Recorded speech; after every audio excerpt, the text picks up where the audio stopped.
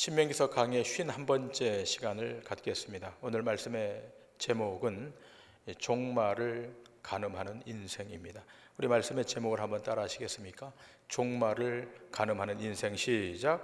종말을 가늠하는 인생. 지금 봉독한 말씀은 모세가 2세대 이스라엘 백성에게 전하는 마지막 메시지라고 보면 좋을 것 같습니다. 우리는 지난주 망각에 빠진 이스라엘이라는 주제로 말씀을 나누었고, 그 메시지 안에 이스라엘 백성이 절대로 잊지 말고 또 잊지 말아야 하는 것은 여호와 하나님의 은혜임을 확인했습니다. 그런데 문제는 이스라엘 백성이 그 은혜를 망각했다는 것입니다. 본문 15절, 신명기 32장 15절의 말씀을 먼저 보십니다. 그런데 여수론이 기름짐에 발로 찼도다. 네가 살찌고 비대하고 윤택함에 자기를 지으신 하나님을 버리고 자기를 구원하신 반석을 업신 여겼도다. 본문에 기술된 바와 같이 여수론이 살찜에 발로 찼다라고 기록하고 있습니다. 다시 말하면 이스라엘이 살찜에 하나님을 발로 차버리고 다른 신을 섬긴다는 것입니다. 은혜를 원수로 갚는 배은 망덕한 일이 있다는 것을 말씀으로 꺼내고 있습니다. 여러분 모두 기억하다시피 이스라엘 백성들이 가나안에 들어가서 먹고 배부르게 되면 그들이 하나님을 모른다고 할 것을 이미 신명기 8장에서 경고한 바가 있습니다. 신명기 8장 11절에서 20절까지의 말씀입니다. 내가 오늘 내게 명하는 모든 명령과 법도와 규례를 지키지 아니하고 네 하나님 여호와를 잊어버리지 않도록 삼갈지어다. 내가 먹어서 배부르고 아름다운 집을 짓고 거주하게 되며 또 내 소와 양이 번성하며 내 은금이 증식되며 내 소유가 다 풍부하게 될 때에 내 마음이 교만하여 내 하나님 여호와를 잊어버릴까 염려하노라. 여호와는 너를 애굽 땅 종되었던 집에서 이끌어내시고 너를 인도하여 그 광대하고 위험한 광야 곧 불뱀과 전갈이 있고 물이 없는 간조한 땅을 지나게 하셨으며 또 너를 위하여 단단한 반석에서 물을 내셨으며 내 조상들도 알지 못하던 만나를 광야에서 내게 먹이셨나니 이는 다 너를 낮추시며 너를 시험하사 마침내 내게 복을 주려 하심이었느니라. 그러나 네가 마음에 이르기를 내 능력과 내 손의 힘으로 내가 이 재물을 얻었다 말할 것이라. 네 하나님 여호와를 기억하라. 그가 내게 재물 얻을 능력을 주셨음이라. 이같이 하심은 내 조상들에게 맹세하신 언약을 오늘과 같이 이루려 하심이니라. 네가 만일 내 하나님 여호와를 잊어버리고 다른 신들을 따라 그들을 섬기며 그들에게 절하면 내가 너희에게 증거하노니 너희가 반드시 멸망할 것이라. 여호와께서 너희 앞에서 멸망시킨 민족들 같이 너희도 멸망하리니 이는 너희가 너희 하나님 여호와의 소리를 청종하지 아니함이니라. 하나님께서 이스라엘 백성에게 율법과 규례를 주셔서 그것을 지키게 하신 것은 여호와 하나님을 잊어버리지 않게 하기 위함이었던 것입니다. 그런데 언제 잊어버린다고 말씀하는가 하면 먹고 배부르고 은금이 증식될 때, 소유가 풍부해지고 그 마음이 교만해질 때 여호와를 잊게 될 것임을 말씀하십니다. 여러분, 이스라엘 백성들이 광야를 통과해서 이 가나안 땅까지 가는 그 여정 가운데 이스라엘 백성들이 배우고 또 배워야 할 것은 무엇이었습니까? 사람이 떡으로만 사는 것이 아니라 하나님의 말씀으로 사는 것을 배워야 했던 것입니다. 그렇게 하기 위해서 하나님이 이들의 마음을 낮추셨던 것이고 또 메마른 광야를 통과하도록 만드신 것입니다. 그런데 이 광야를 통과하고 가나안 땅에 들어갔을 때 낮아진 마음이 아니라 높아진 마음으로 바뀌어져서 그들의 그 소유가 많아진 것을 하나님이 주신 은총으로 알지 못하고 자신들의 능력으로 얻었다고 주장할까 봐 염려가 되어서 이 말씀을 주시는 것입니다. 그래서 모세는 제2세대 이스라엘 백성에게 여호와께서 행하신 일을 기억하라 이렇게 말씀하는 겁니다. 너희들의 수고와 노력으로가 아니라 여호와 하나님께서, 주권자 하나님께서 그것을 얻을 능력을 주셨음을 상기하라는 것입니다. 여러분, 이것은 이스라엘 백성만의 모습이 아니라 오늘 우리의 모습도 그럴 수 있습니다.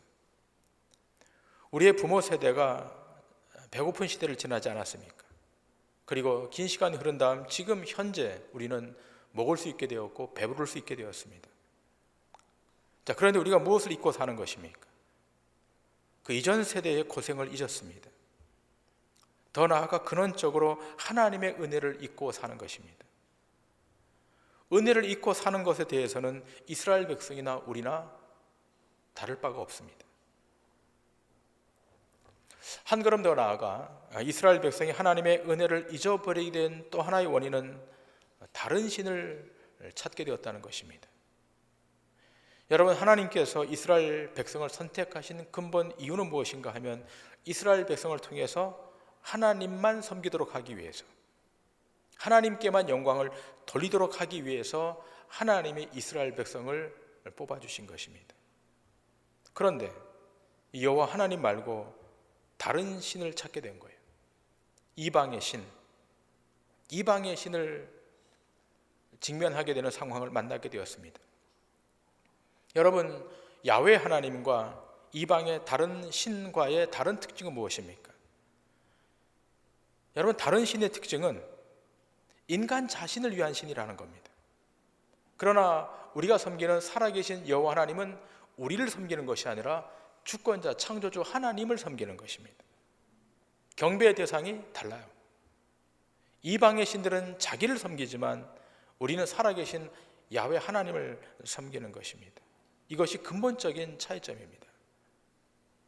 때문에 하나님은 이스라엘 백성을 향해서 어떤 형상도 만들지 말 것을, 너희를 위하여 어떤 형상도 만들지 말 것을 명령하십니다. 그런데 이스라엘 백성들이 이 가나안 땅에 들어가면서 새로운 신을 만난 겁니다. 근래에 일어난 새로운 신이라고 오늘 본문은 기술하고 있습니다. 오늘 본문 15절 이하에 보면 이 신이 등장합니다. 신명기 32장 15절부터 18절까지입니다. 그런데 여수론이 기름짐에 발로 찼도다. 내가 살찌고 비대하고 윤택하며 자기를 지으신 하나님을 버리고 자기를 구원하신 반석을 업신여겼도다. 그들이 다른 신으로 그의 질투를 일으키며 가증한 것으로 그의 진노를 격발하였도다. 그들은 하나님께 제사하지 아니하고 귀신들에게 하였으니 곧 그들이 알지 못하던 신들, 근래에 들어온 새로운 신들, 너희의 조상들이 두려워하지 아니하던 것들이로다. 너를 낳은 반석을 내가 상관하지 아니하고 너를 내신 하나님을 내가 잊었도다. 이스라엘 백성을 선택하신 하나님, 그를 지으신 하나님을 잊어버렸다는 거예요. 망각했다는 겁니다. 그 이유가 무엇입니까? 새로운 신을 만나는 겁니다. 전혀 새로운 신. 오늘 성경은 근래에 일어난, 최근에 일어난 새로운 신이라는 겁니다. 이스라엘 백성이 전혀 경험해보지 못했던, 전혀 들어보지도 못했던 정욕에 의해서 만들어진 혼합된 가나안의 잡신입니다. 그런데 이 신이 왜 이렇게 매력적인 겁니까? 그 이유는 간단해요. 자기 정욕을 만족시켜줄 신이었기 때문입니다. 자기 정욕입니다. 그런데 이 신들에게 제사하는 것은 오늘 본문 17절에 기록된 바와 같이 귀신들에게 제사하는 것이라고 명시합니다. 모세는 양보하지 않고 너희가 만일 이 이방신에게 제사한다면 이 이방신에게 제사하는 것은 귀신에게 제사하는 것이라고 기록하고 있습니다. 여러분, 이 대목은 신명기서만 말씀하는 것이 아니라 바울의 메시지에도 등장하게 되는데요. 고린도전서 10장 20절 이하 이렇게 기록되어 있습니다. 무릇 이방인이 제사하는 것은 귀신에게 하는 것이요 하나님께 제사하는 것이 아니니 이는 너희가 귀신과 교제하는 자가 되기를 원하지 아니하노라. 너희가 주의 잔과 귀신의 잔을 겸하여 마시지 못하고 주의 식탁과 귀신의 식탁에 겸하여 참여하지 못하리라. 바울도 말합니다. 이방인들이 제사하는 것은 그냥 단순한 제사가 아니라 귀신에게 하는 것. 지금 이스라엘 백성이 야훼 하나님을 버리고 근래에 일어난 새로운 신을 가지고 그 앞에 섬기는 것은, 그 앞에 제사하는 것은 그냥 하는 것이 아니라 귀신에게 하는 것이라는 겁니다. 자, 그렇다면 질문 우리에게로 한번 돌려보십시다. 우리는 과연 누구를 섬기고 누구를 경배하는 것입니까? 형상들에게 제사하는 것만이 우상숭배이고 마귀에게 하는 것이 아닙니까? 아닙니다. 여러분, 우상숭배란 인간의 탐심이 우상숭배인 거예요. 형상물에 절하지 아니한다고 해서 우상숭배를 하지 않는 것이 아니에요. 교회로 모일 수 있습니다. 하나님의 이름으로 예배할 수 있습니다. 예수 그리스도를 구속자로 부르며 찬양할 수도 있습니다. 그러나 그럼에도 불구하고 자신의 탐심에 의해서 기도하고 예배한다면 그것조차도 우상숭배인 거예요. 형상 앞에 절한다고만 우상숭배가 아니라 그 마음 깊은 곳에 자기를 향한 탐심이 있다면 그것이 우상숭배라는 것입니다. 하나님은 이것을 가장 싫어하시고 가장 미워하십니다. 그래서 오늘 본문 19절 이하에 이렇게 기록되어 있습니다. 그러므로 여호와께서 보시고 미워하셨으니 그 자녀가 그를 경노하게 한 까닭이로다. 그가 말씀하시기를 내가 내 얼굴을 그들에게서 숨겨 그들의 종말이 어떠함을 보리니 그들은 심히 패역한 세대요 진실이 없는 자녀이미로다. 그들이 하나님이 아닌 것으로 내 질투를 일으키며 허무한 것으로 내 진노를 일으켰으니 나도 백성이 아닌 자로 그들에게 시기가 나게 하며 어리석은 민족으로 그들의 분노를 일으키리로다. 하나님이 우상숭배를 미워하신다는 겁니다. 자, 그래서 하나님이 경노하신다는 겁니다. 자, 그런데 여러분, 여기 주목할 말씀이 있는데 20절의 말씀입니다. 20절 전반부 이렇게 되어 있지 않습니까? 그가 말씀하시기를 내가 내 얼굴을 그들에게서 숨겨라고 하는 대목입니다. 자, 이스라엘 백성이 우상 숭배할 때 하나님이 심판하시겠다는 겁니다. 자, 그런데 그 심판이 어떤 것인가 하면 하나님이 이스라엘 백성으로부터 얼굴을 돌리시겠다는 거예요. 얼굴을 숨기시겠다는 거예요. 여러분, 무슨 심판이 하나님이 얼굴을 숨기는 것으로 심판하는 겁니까? 여러분 생각해 보세요. 하나님의 얼굴이 여러분 가운데서 가려지는 것이 정말로 심판입니까? 여러분 삶 가운데 하나님의 얼굴이 보여지지 않는 것, 이것이 정작 심판이 되는 것입니까? 여러분 마음속으로 한번 자문해 보시길 바랍니다. 우리는 여호와 하나님께서 얼굴을 숨기는 것에 대해서 별로 두려워하지 않습니다. 아주 가까이 있는 사람이 며칠간 안 보이면 신경 쓰이고 염려하고 하지만 정작 하나님의 얼굴이 우리 가운데 안 보이는 것에 대해서는 두려워하지 않아요. 자, 그런데 시편 기자는 이렇게 말하고 있지 않습니까? 시편 104편 29절에 보면 이렇게 말합니다. 주께서 낯을 숨기신즉 그들이 떨고 주께서 그들의 호흡을 거두신즉 그들은 죽어 먼지로 돌아가나이다. 자, 시편 기자가 말합니다. 주께서 낯을 숨기신즉 그들이 떤다는 거예요. 자, 그럼 여기 그들이 누굽니까? 이 그들은 사람이 아니라 생물 곧 바다의 물고기를 지칭하는 겁니다. 바다의 물고기는 정작 하나님이 얼굴을 숨기면 떤다는 거예요. 그런데 하나님의 형상으로 창조된 인간은 하나님의 얼굴을 가리워도 안 떠는 거예요. 두려워하지 않는다는 거예요. 여호와께서 나타나지 않으세요. 하나님 스스로 얼굴을 가리셨어요. 내가 택한 백성들이 우상을 숭배하는 그 장면을 보실 수 없어서 하나님 얼굴을 가리시는 거예요. 그 백성에게서 얼굴을 돌이키는 거예요. 그런데 떨기는커녕 너무 당당해요. 아무 일 없다는 듯이 살아가는 거예요. 하나님께서 얼굴을 숨기시면 그 다음은 무엇이 따라오는 겁니까? 심판이 따라오는 거예요. 누구도 이 심판에서 예외될 수 없습니다. 그리고 이 심판에서 살아남을 수가 없어요. 자, 그런데 문제는 지난주 강의에서도 말씀드린 바와 같이 아무리 율법을 노래로 외우게 해도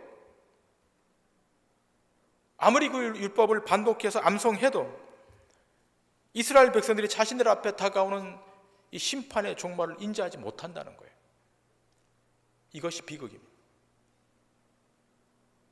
하나님의 심판이 시작되었는데, 종말이 시작되었는데 이것을 인지하지 못하는 것, 이것이 이스라엘 백성들의 비극이자 행여 지금 이 시대를 살아가는 신자들의 비극일 수 있는 거예요.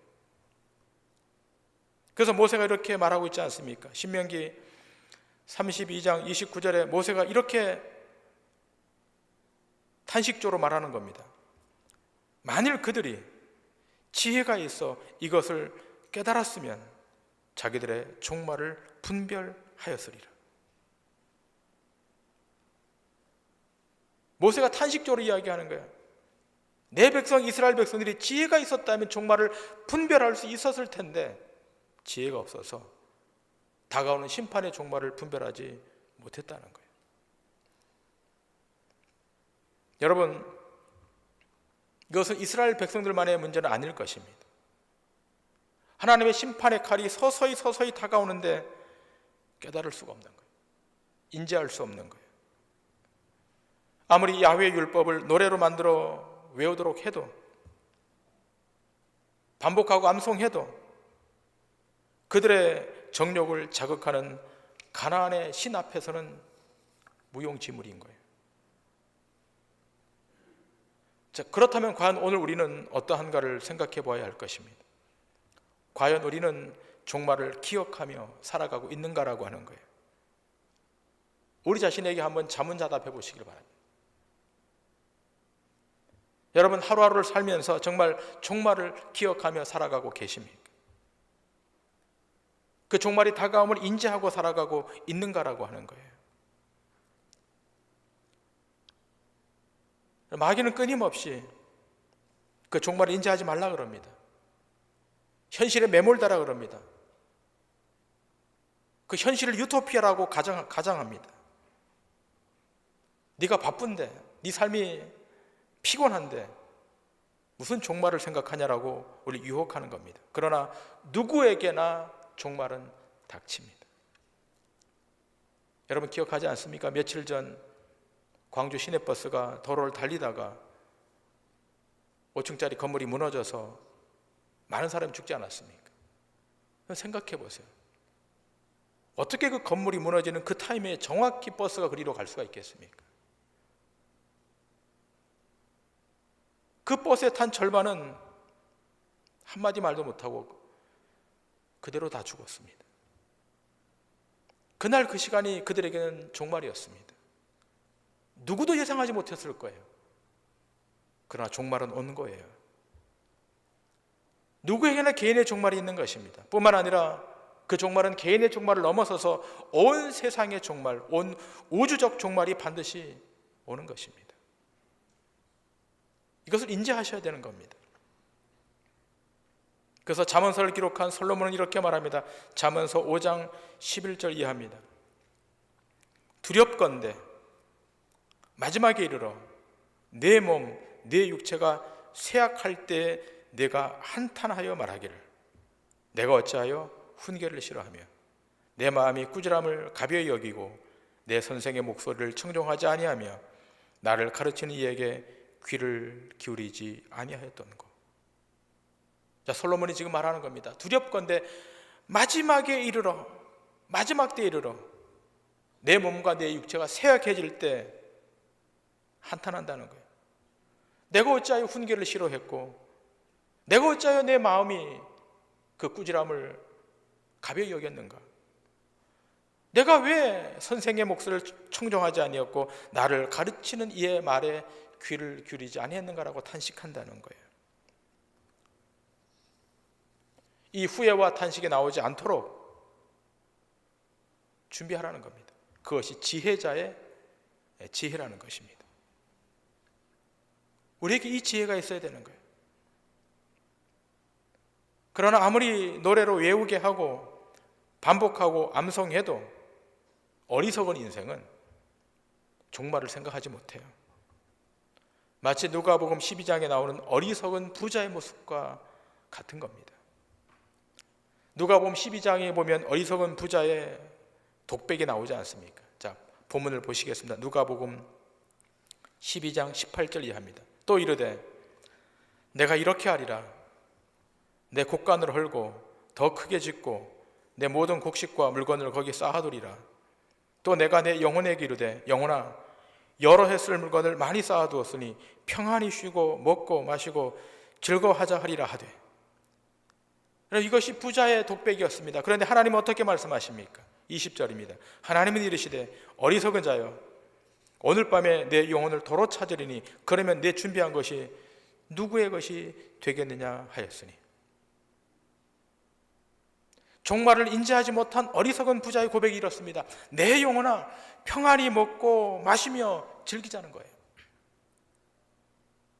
그러나 종말을 이끄시는 하나님, 종말의 시간을 주관하시는 하나님은 말씀합니다. 내 영혼을 오늘 밤 도로 찾으리니 그러면 너희 쌓아둔 것이 누구의 것이 되겠느냐.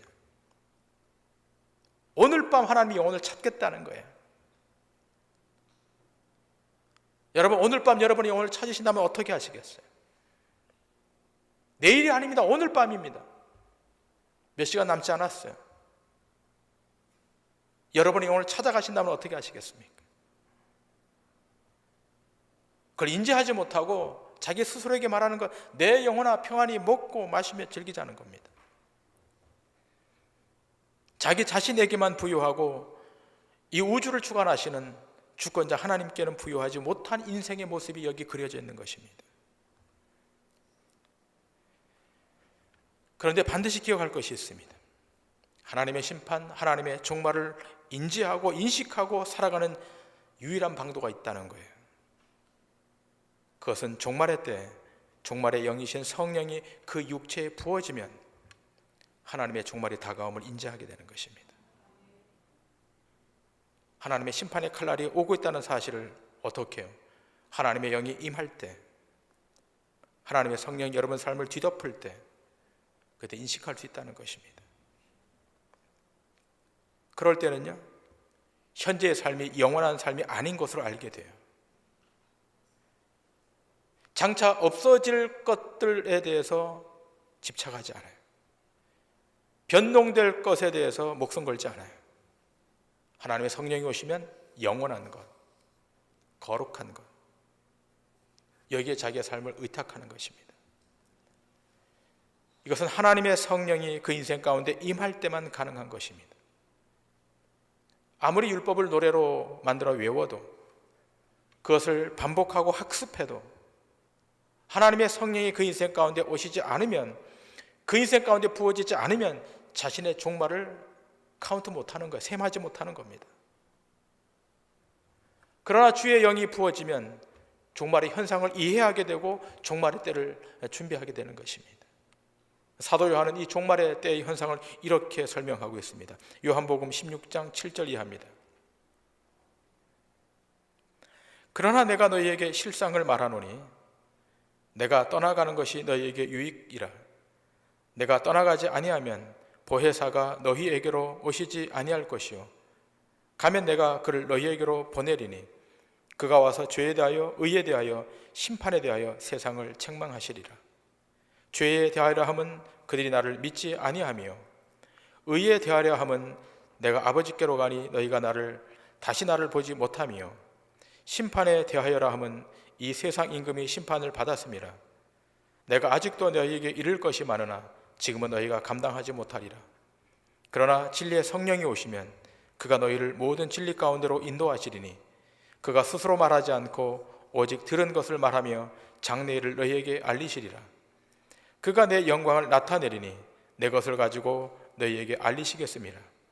무릇 아버지께 있는 것은 다 내 것이라.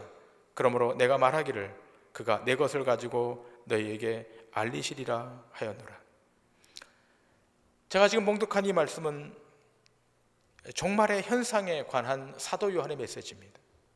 죄에 대하여, 의에 대하여 세상을 심판하시는 것, 이것이 종말의 때의 현상이라는 거예요. 그런데 죄에 대해서, 세상에 대해서 심판하는 이것을 무엇으로 인지하게 되는가? 위로부터 오시는 영, 보혜사 성령님을 통해 지금의 때가 종말이고 지금의 때가 마지막 때임을 인지하게 된다는 것입니다. 여러분, 이 성령이 각자에게 부어져야 예수님의 다시 오심, 이 파루시아를 대망하는 거예요. 우리 가운데 일단의 성도들은 예수님의 다시 오심, 이 파루시아를 대망하고 사는 분들이 있지 않습니까? 일단의 성도만이 아니라 모든 성도가 그래야 되는 겁니다. 모세는 노래로 종말을 가르쳤습니다. 노랫말로 가르쳤습니다. 율법을 노랫말로 만들어서 외우도록 했습니다. 그러나 그 백성들이 그것을 인지할 수 없었던 것은 그들에게 하나님의 영이 부어지지 않았기 때문인 거예요. 그러나 지금 우리 신약시대에 살고 있는 우리에게는 오순절 이후에 하나님의 성령이 오시지 않았습니까?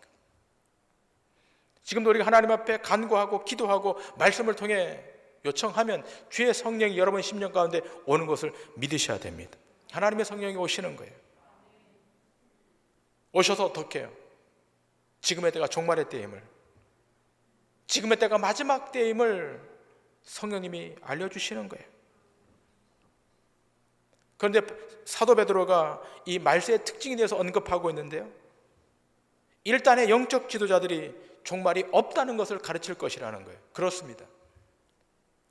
여러분, 요즘 주변의 사족 가운데 종말은 없다라고 가르치는 일단의 이단들이 있습니다. 이 세상이 유토피아라는 거예요. 여기에 지상왕국을 건설할 수 있다는 거예요. 그렇지 않습니다. 기독교 시간과는 직선입니다. 시작이 있으면 끝이 있는 거예요. 우리 주님이 알파로 초림하여 오셨다면 우리 주님은 오메가로 다시 재림하여 오셔서 이 세상을 심판하실 것입니다. 기독교 역사는 불교 역사처럼 윤회관이 아닙니다. 돌고 도는 것이 아닙니다. 부활승천하신 하나님이 그 모습 그대로 이 땅에 다시 재림해 주러 오셔서 악을 척결하시고 하나님의 백성들 저 영원한 천국으로 인도해 드리실 것입니다. 그러므로 지혜로운 자는, 하나님의 성령으로 충만한 자는 자신의 개인적 종말을 인지할 뿐만 아니라 우주적 종말을 인지하고 경건하게 거룩하게 살아가는 것입니다.